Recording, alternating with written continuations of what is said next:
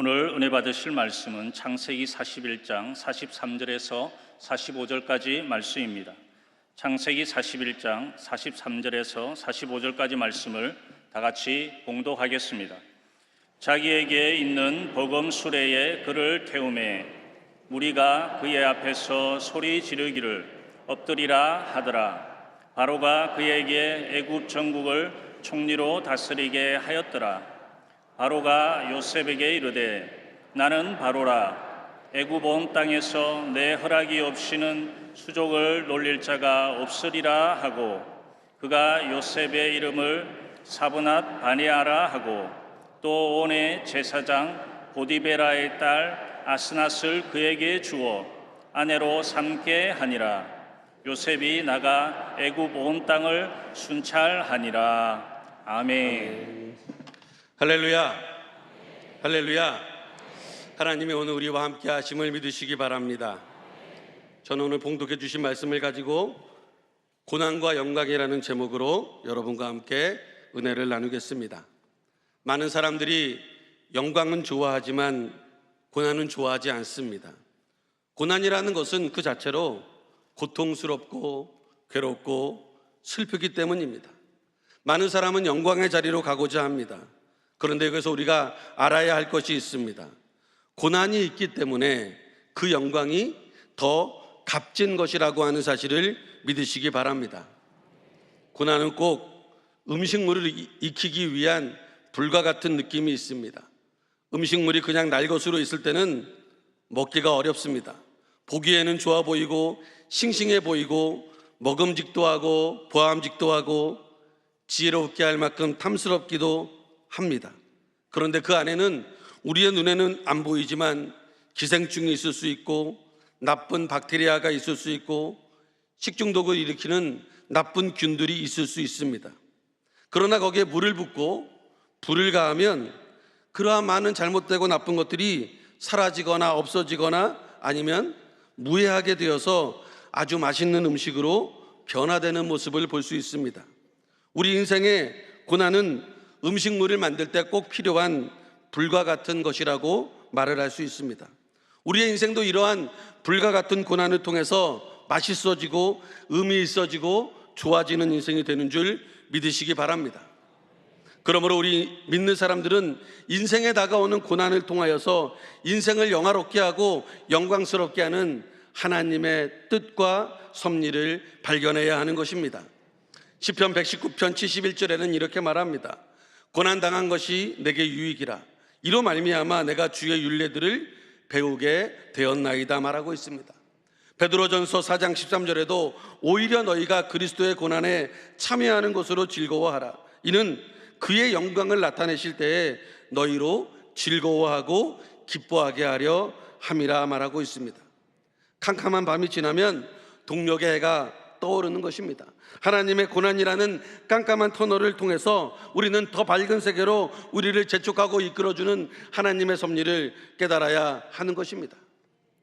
여기서 우리가 알아야 할 가장 중요한 사실은 이것입니다. 반드시 고난과 영광은 함께 연결되어져 있다는 것입니다. 여러분에게 고난이 오면 꼭 생각하시기 바랍니다. 그리고 잊어버리지 마시기 바랍니다. 영광이 가까이 있다는 사실입니다. 고난과 영광은 따로따로 있는 것 같지만 하나의 세트입니다. 서로 다른 것 같고 함께 있을 수 없는 것 같지만 분명한 사실은 고난은 영광과 함께 있다는 사실입니다. 나에게 고난이 다가오고 어려움이 다가오고 힘든 일들이 다가오면 그것은 분명히 영광을 동반하고 있구나라는 것을 생각해야 되는 것입니다. 그런데 우리는 고난만을 집중해서 보다가 영광을 잊어버릴 때가 있습니다. 고난만을 바라보다가 삶을 그 자리에서 끝내는 경우들도 있는 것을 보게 됩니다. 분명히 하나님의 영광과 축복은 고난이라고 하는 포장지 안에 있다는 사실을 믿으시기 바랍니다. 그런데요, 고난을 보면서 영광을 생각하는 사람들이 거의 없습니다. 많은 사람들이 고난만 바라보지 그 뒤에 있는 영광은 미처 생각하지 못합니다. 왜냐하면 지금 고난이 너무나 힘들고 어렵기 때문입니다. 그러나 우리 믿음의 사람들은 반드시 고난 후에 하나님의 영광이 있다는 것을 믿고 깨닫고 아시기를 주님의 이름으로 축원을 드립니다. 그래야 믿는 자와 안 믿는 자의 차이가 나타나는 것입니다. 믿는 사람과 세상 사람과의 차이는 고난 가운데서 영광을 바라보느냐 바라보지 못하느냐에 있다는 것입니다. 로마서 8장 18절은 이렇게 말합니다. 생각하건대 현재의 고난은 장차 우리에게 나타날 영광과 비교할 수 없도다 말하고 있습니다. 우리는 이 말씀을 항상 기억해야 하는 것입니다. 고난이라는 말이 헬라어로 파테마라고 합니다. 이게 파스코라는 말에서 유래됐는데, 이 파스코라는 말에는 여러 가지 뜻 중에 우리가 주목할 두 가지 뜻이 있습니다. 하나는 경험한다라는 뜻이 있습니다.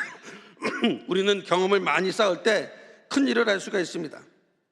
왜냐하면 경험을 많이 쌓은 사람은 실패가 적습니다. 그래서 경험하는 것을 무시할 수가 없습니다.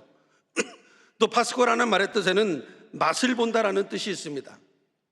옛날에 우리 어머님들이 부엌에서 국을 끓일 때 보면 국자로 국물을 떠가지고 이렇게 맛을 보곤 합니다. 아주 뜨겁습니다. 그래서 그 맛이 무엇인지 잘 몰라요. 너무 뜨거워서. 어떨 때는 입천장을 다 데워가지고 입천장에 허물이 벗겨지는 경우도 있습니다. 그런데 신기한 것은 그렇게 뜨겁게 맛을 봐서 아무것도 모르는 것 같은데 조금 지나면 맛이 느껴져요. 그래가지고 소금을 더 넣어야 되는구나, 간장을 더 넣어야 되는구나, 후추를 더 넣어야 되는구나 생각이 듭니다. 그렇게 몇 번을 하면 아주 맛있는 찌개가 완성되어 나오는 것입니다.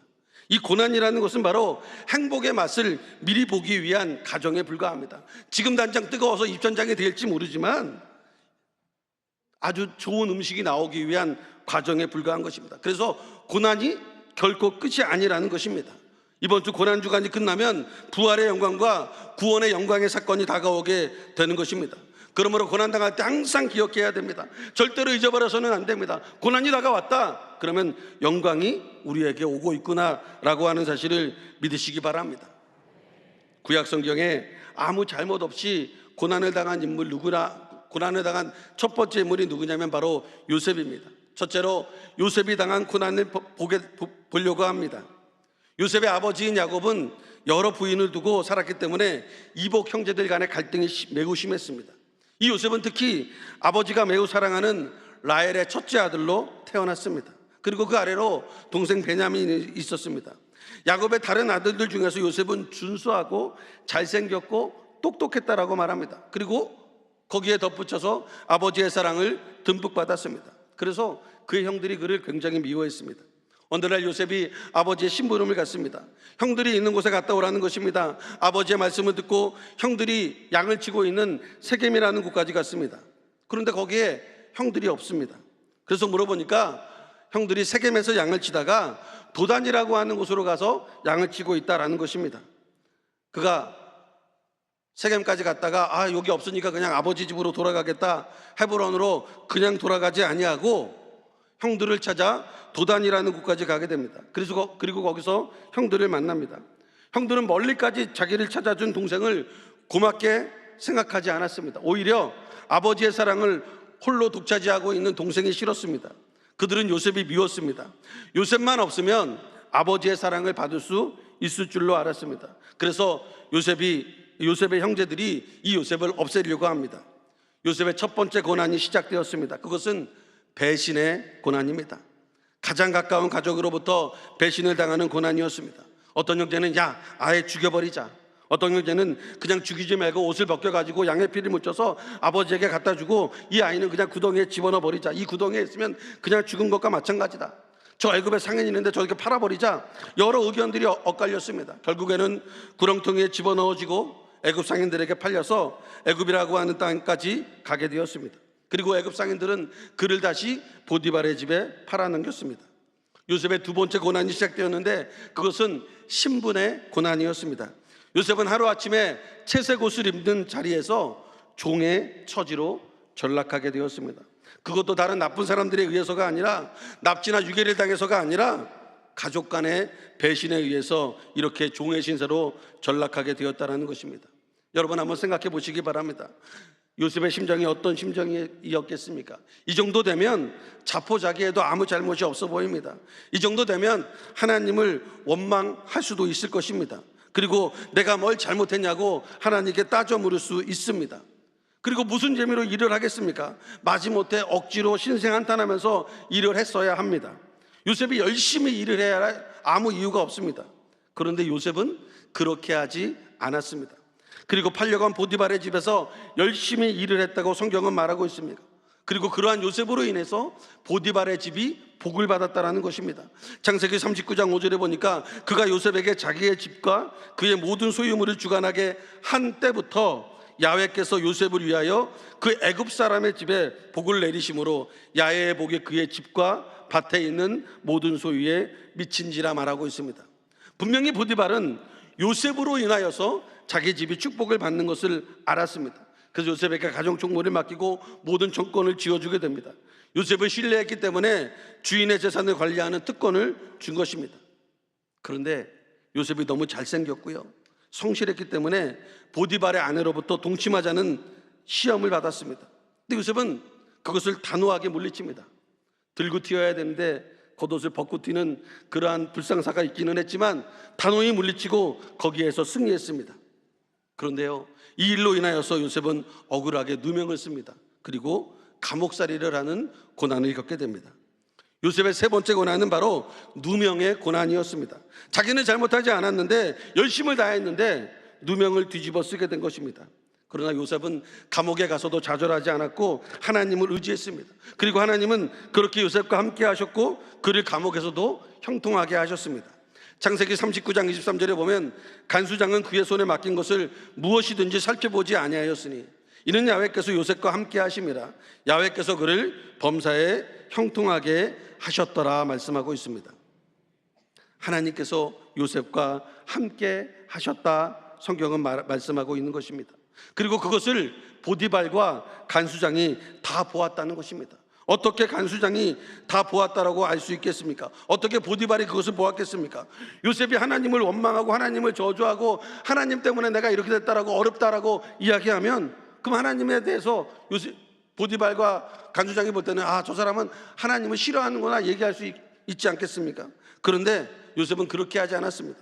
하나님께 기도하고 하나님께 무릎 꿇고 하나님께 나아가는 그 모습, 이렇게 힘들고 이렇게 어렵고 이렇게 고난이 있음에도 불구하고 하나님께 기도하고 하나님께 예배하는 그 모습을 보면서 보디발과 관수장이 알게 된 것입니다. 저 요셉은 하나님이 함께 하는구나. 우리 믿음의 사람들에게 있어서 중요한 것은 어느 곳에 있든지 무엇을 하든지 그것이 중요한 것이 아니라 오직 하나님과 함께 하는 것이 가장 중요한 것임을 믿으시기 바랍니다. 요셉은 고난 가운데서도 하나님과 함께하는 자였다는 사실입니다. 하나님을 원망하고 하나님을 저주하는 자가 아니라 하나님께 모든 것을 맡기고 성실하게 하나님과 함께 나아갔다는 것입니다. 창세기 41장 38절에 보면 바로가 그의 신하들에게 이르되 이와 같이 하나님의 영에 감동된 사람을 우리가 어찌 찾을 수 있으리요? 라고 말씀하고 있습니다. 바로가 요셉에 대해서 이렇게 말할 정도로 요셉은 늘 하나님과 함께 하였습니다. 우리의 인생도 마찬가지입니다. 어떠한 어두움과 어떠한 고난과 어떠한 칠흑 같고 캄캄한 밤에 있다, 그것이 문제가 아니라 밝은 빛이 비치면 그 어두움은 물러가게 되어져 있는 것입니다. 고난이 문제가 아니라 하나님의 역사하심이 문제라는 것입니다. 고난의 경중보다 하나님의 역사하심의 경중에 더 무게를 두어야 합니다. 우리들은 때때로 고난만을 바라봄으로 인해서 하나님의 역사하심을 아주 작게 생각할 때가 있습니다. 그러나 반대로 하나님 앞에서 고난은 아주 작아지는 것을 우리가 믿어야 하는 것입니다. 고난이 중요한 것이 아니라 그것보다 훨씬 더 중요한 것은 하나님이 나와 함께 하시느냐라는 사실입니다. 시편 34편 19절에 이렇게 말합니다. 의인은 고난이 많으나 야훼께서 그의 모든 고난에서 건지시는도다 말하고 있습니다. 오늘 우리가 어떠한 시련과 역경과 고난이 있어도 하나님과 함께 있어야 됩니다. 하나님과 함께 있을 때 그 고난은 영광으로 변화되는 줄 믿으시기 바랍니다. 이 하나님과 함께 있다는 것을 오늘날 현대적인 용어, 우리 순복음적인 용어로 뭐라고 말하냐? 바로 성령이 충만하다라는 것입니다.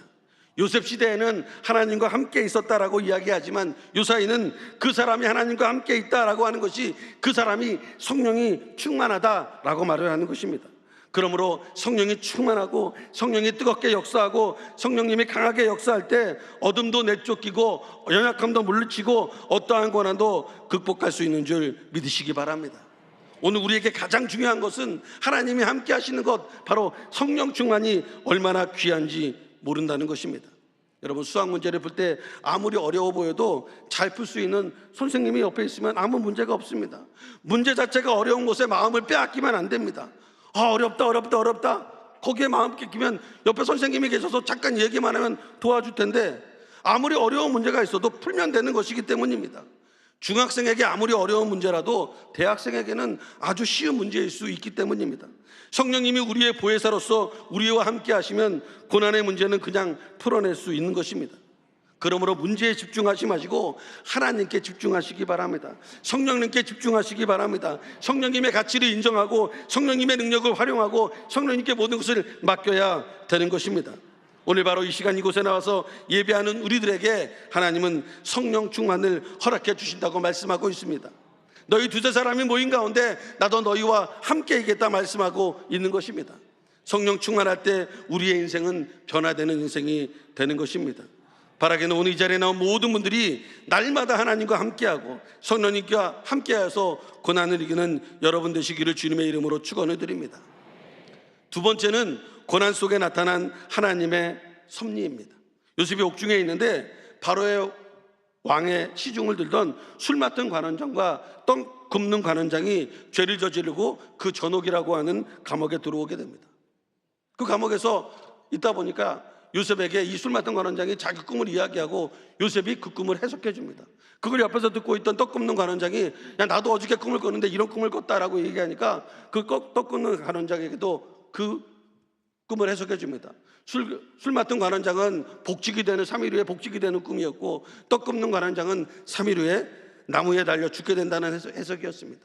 시간이 지나고 3일 후에 이 요셉의 말처럼 그렇게 떡 굽는 관원장은 죽게 되고 술 맡은 관원장은 복직이 되었습니다.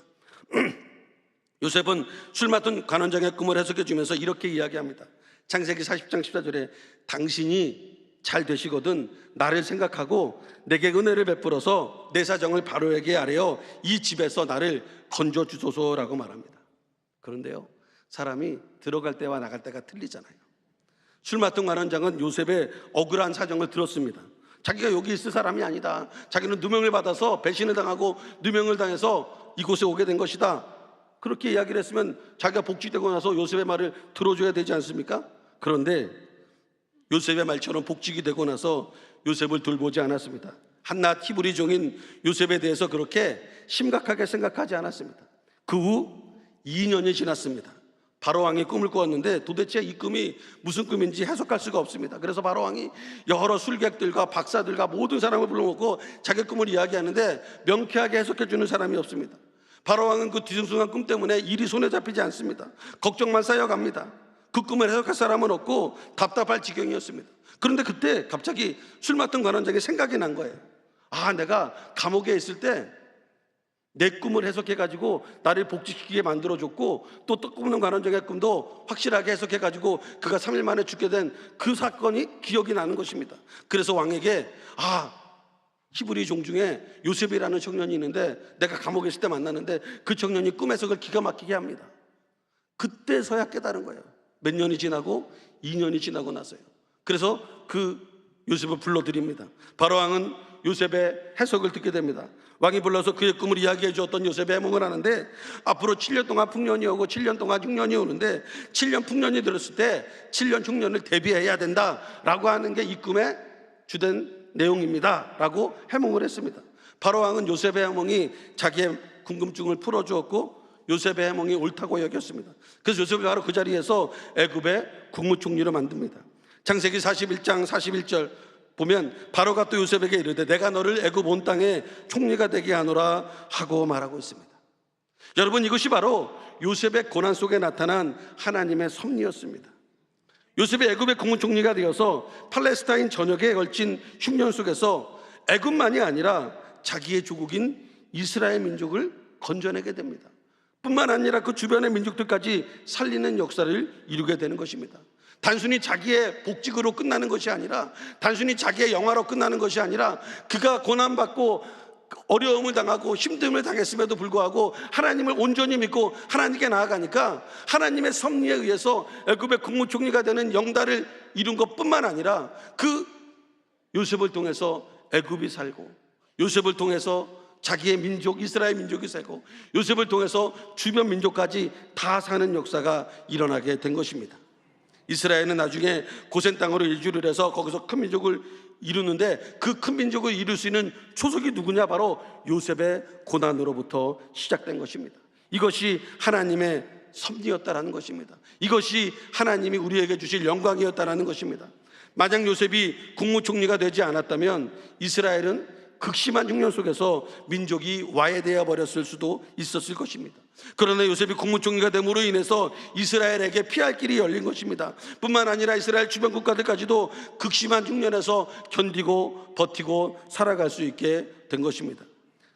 하나님의 사람으로서 하나님의 일을 불평과 불만 없이 묵묵히 해나갈 때, 하나님은 그 고난과 고통을 통해서 우리를 성장시켜 주시고 우리에게 더욱 좋은 곳으로 준비시켜 주시고, 나만이 아니라, 내 영달만이 아니라 내 주변 사람, 내 관계된 모든 사람, 그리고 이 나라 이민족까지도 하나님은 역사해 주셔서 좋은 길로 이끌어 주시는 줄 깨달아야 하는 것입니다.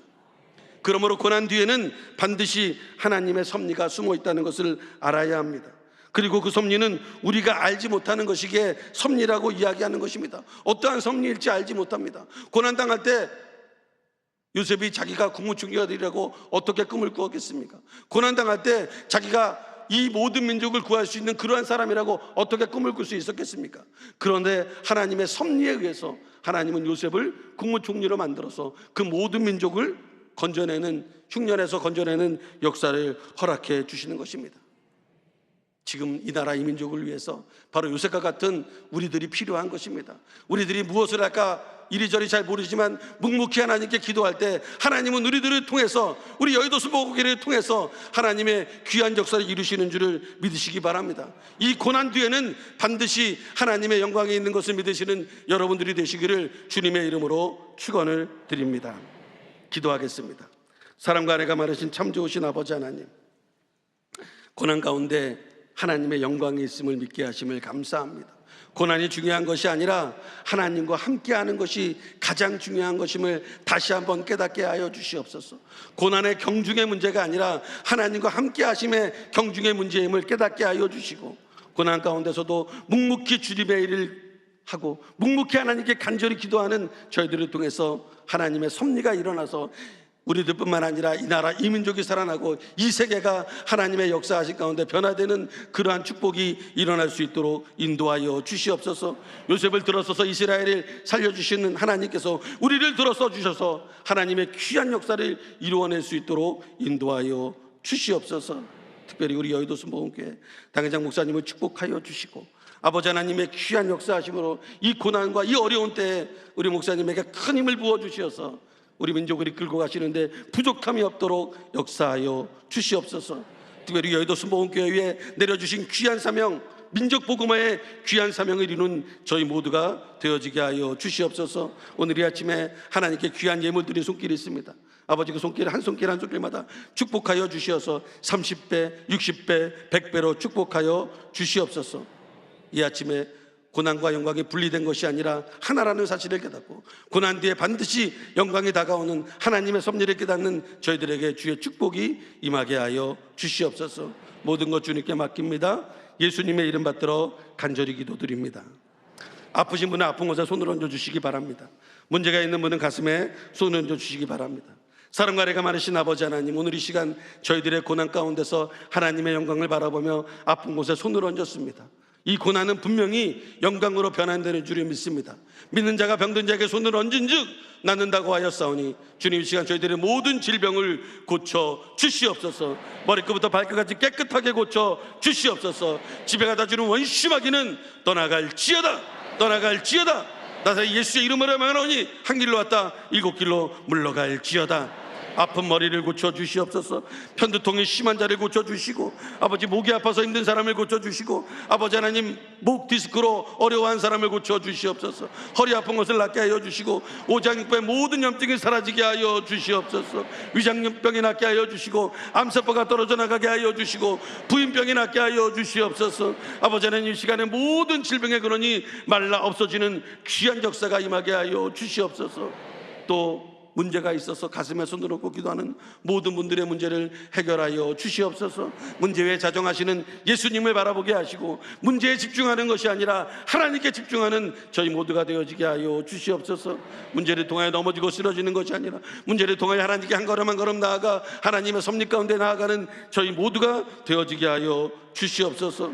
바라고 원하옵기는 아버지 하나님의 귀한 능력으로 병이 고침받고 문제가 해결되어 하나님께 간증하며 하나님께 모든 것을 맡기며 나아가는 저희들 되게 하여 주시옵소서. 지금은 우리 주 예수 그리스도의 무한하신 은혜와 아버지 하나님의 극진하신 사랑과 보혜사 성령님의 감화감독 축복 인도 교통하심이 고난 가운데 영광을 바라보며 나아가는 주의 귀한 권속들의 머리 위에, 가정 위에, 직장 위에, 사업 위에, 모든 범사 위에 지금부터 영원토록 함께 계실지어다. 아멘.